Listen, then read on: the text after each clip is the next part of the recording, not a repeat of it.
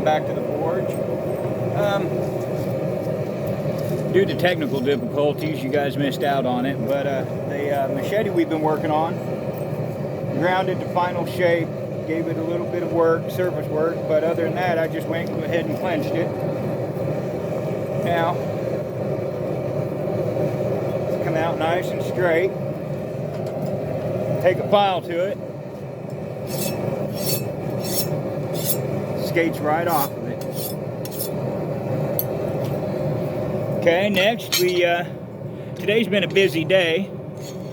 I'm sure you guys remember the mushroom cutting knife I was kind of experimenting with. Went ahead and clenched it again. Now this one's $10.95. The machete's $51.60. And the rest of these are all $10.95 as well.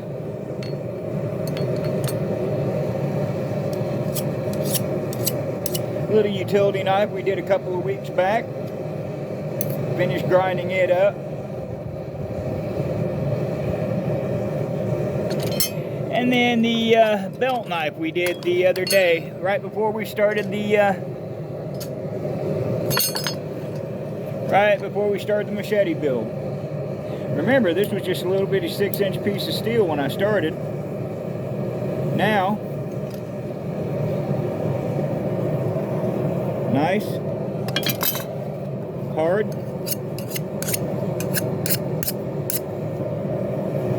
workable knife. Right now what I've got is another piece of $10.95 in the forge. I'm rough shaping into a belt knife.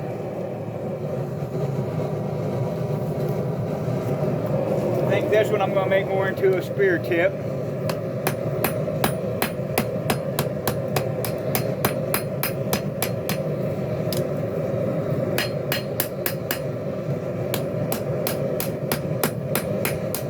Got to rough in the shape of the tip here.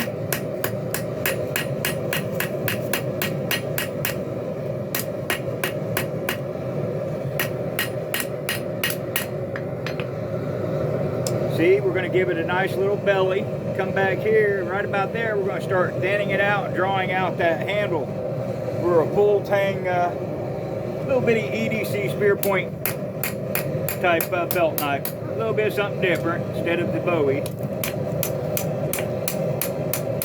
I like the Bowie because of its versatility. You can use it for just about anything. That's the rough shape of the tip. Also in the forge, what I've got is a 5160 piece of leaf spring that I'm turning into a nice little Bowie here. It's going to actually be a pretty good size Bowie. It's not so little.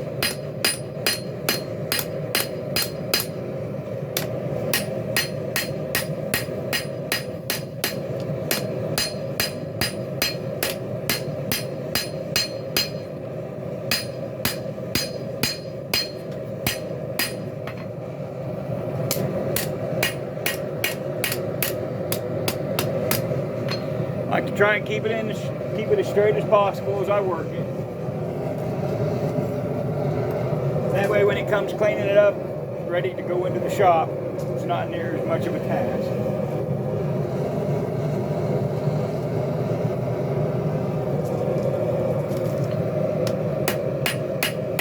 What I'm doing right now is I'm putting the tapers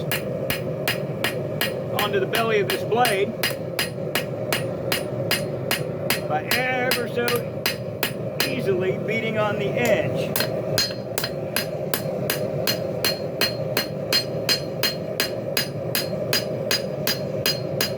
And drawing out that bevel right along the edge right there.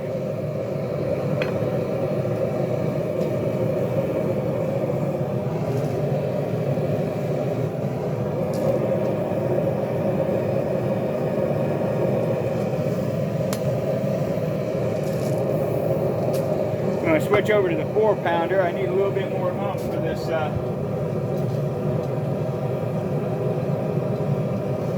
piece of 5160.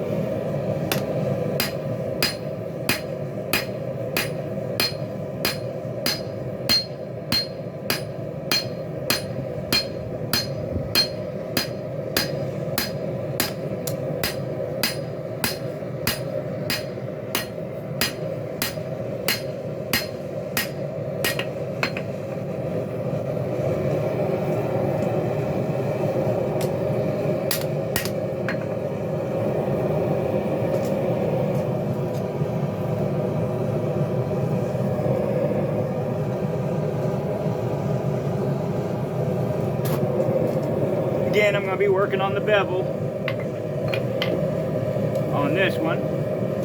Started on the other side the last time, so I'll start on this side this time, and I'll just keep working that. A little bit thinner, a little bit thinner, till it's where I want it. It's all really about the vision you have when you start your work project as to what the final piece will come out looking like, and how much patience you got to put into it.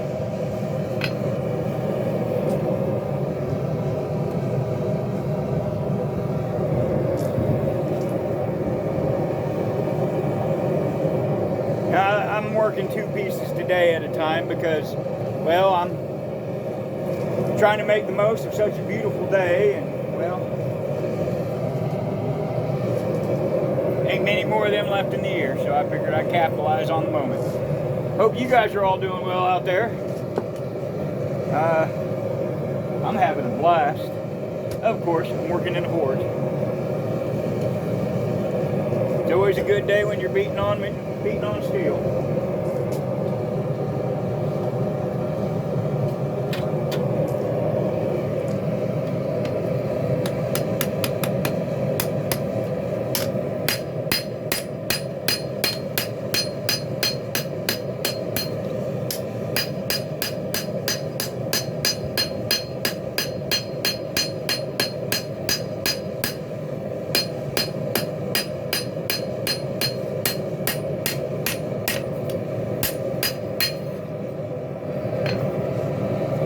Doing the same thing, working the bevels in on this Bowie as I'm drawing it out and making it a little bit bigger. It was a little bit too thick for my taste, and I wanted to draw it out, change it up a little bit. But it's 5160, so you always got to keep your eye out when you're using a reclaimed metal. This is a leaf spring. Make sure that, because you don't know what the history of it is, you don't know how much damage it's gone through, if it stayed on road or if it was an off-road vehicle. So you always got to keep in mind that spring steel was under a lot of stress, and it might open up and cracks. If it does, well, it's not always something you did. Sometimes it's just a material you had to work with. But always keep in mind to keep eyes out for fractures and flaws in your metal, because leaf springs are known to fracture.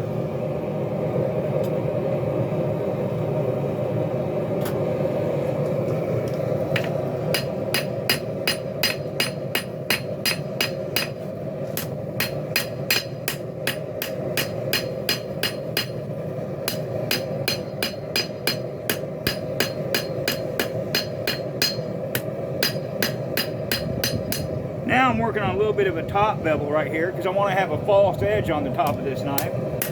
So I'm kind of working a false edge on it as I go, just to add to the shape. A little bit less work once I get in the shop, which it's always about making your job easier.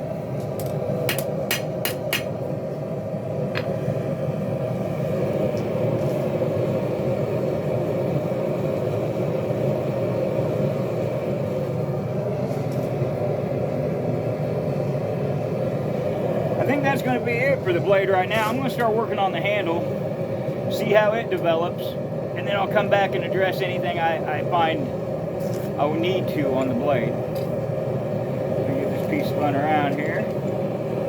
Alright, there we go.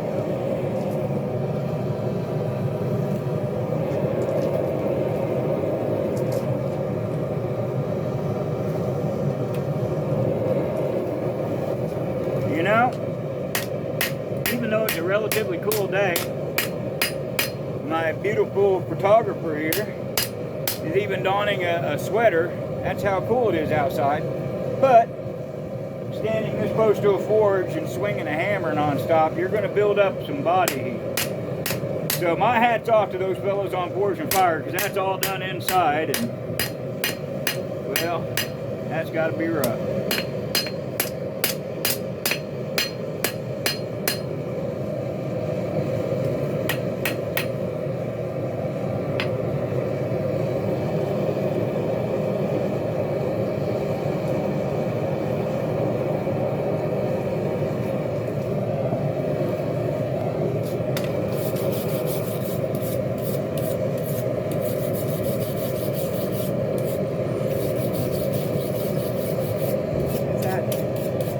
What I'm doing right now is knocking off the forge scale so I can inspect my metal a little bit better. It don't get it all off, but the little loose pieces it does help knock off of there.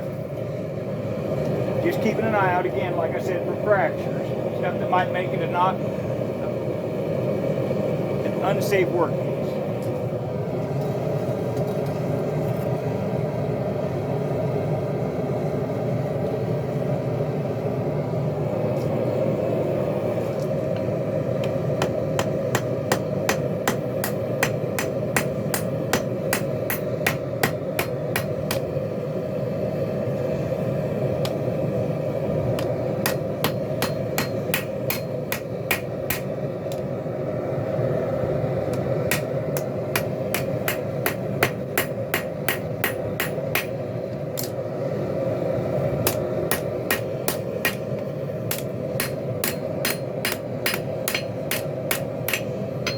Always want to make sure you have complete control of your workpiece. Piece of hot metal flying, even though it touches you for a split hundredth of a second, still cuts you, still burn you pretty deep. Sorry, didn't mean to say cut. Might as well be cut.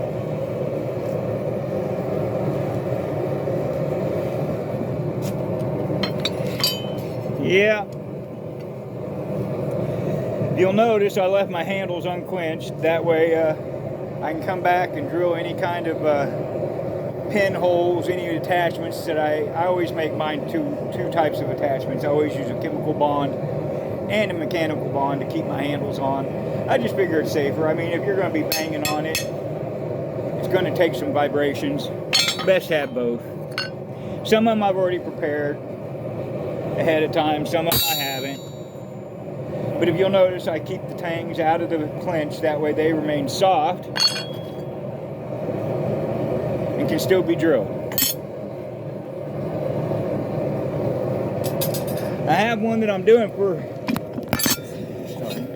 Sorry about that, y'all. I'm a wild man sometimes, and well, I get out of control. Doing this one for a real good friend of mine down in Romance, Arkansas. He's one of my lifelong friends. I've known the fellow since I was, well, before puberty. If that tells you anything, I'm an old man, so. Know him forever. It's going to be a bush hunter, a tracker of some sort that custom making for him. It's Damascus steel, my own creation. It's 15N20 and 1080. I believe it's right around 224 layers, and it's a twist pattern. It took me about 2 weeks of working on it to get that billet made. First one flawed up on me. I had some imperfections, so I had to start over again. It happens, though. That's part of the trade. You just have to deal with it and kind of roll. Well, back to work.